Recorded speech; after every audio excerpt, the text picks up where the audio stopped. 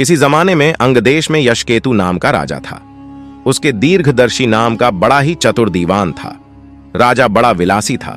राज्य का सारा बोझ दीवान पर डालकर वह भोग में पड़ गया।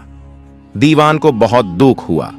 उसने देखा कि राजा के साथ सब जगह उसकी निंदा होती है, इसलिए वह तीर्थ का बहाना करके चल पड़ा। चलते चलते रास्ते में उसे एक शिव मंदिर मिला। उसी समय निचिदत्त नाम का एक सौदागर वहां आया और दीवान के पूछने पर उसने बताया कि वह सुवर्ण द्वीप में व्यापार करने जा रहा है। दीवान भी उसके साथ हो लिया।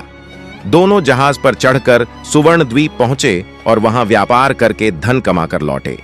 रास्ते में समुद्र में एक दीवान को एक कृल्प वृक्ष दिखाई दिया। उसकी मोटी मोटी शाखाओं पर रत्नों से जुड़ा एक पलंग बिछा था। उस पर एक रूपवती कन्या बैठी वीणा बजा रही थी। थोड़ी देर बाद वह गायब हो गई। पेड़ भी नहीं रहा।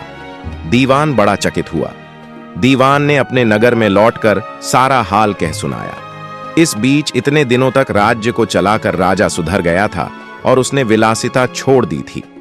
दीवान की कहानी सुनकर राजा उस सुंदरी को पाने के लिए बेचैन हो उठा और राज्य का सारा काम दीवान पर सौंपकर तपस्वी का भेष बनाकर वहीं पहुंचा।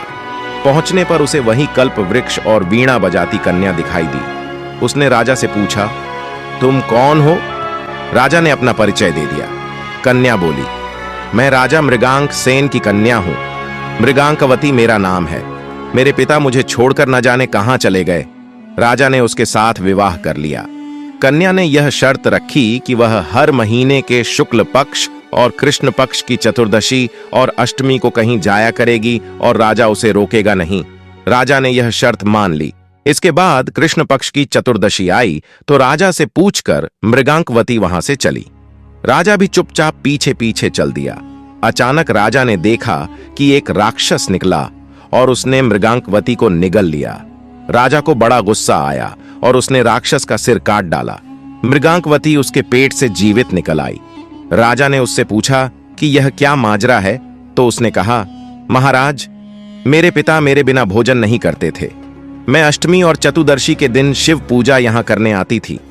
एक दिन पूजा में मुझे बहुत देर हो गई। पिता को भूखा रहना पड़ा।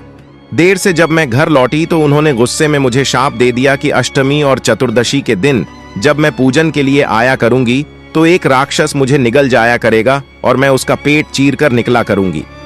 जब मैंने उनसे शाप छुड़ाने के लिए बहुत अनुनय की तो वह बोले, जब अंगदेश का राजा तेरा पति बनेगा और तुझे राक्षस से निगली जाते देखेगा तो वह राक्षस को मार देगा, तब तेरे शाप का अंत होगा।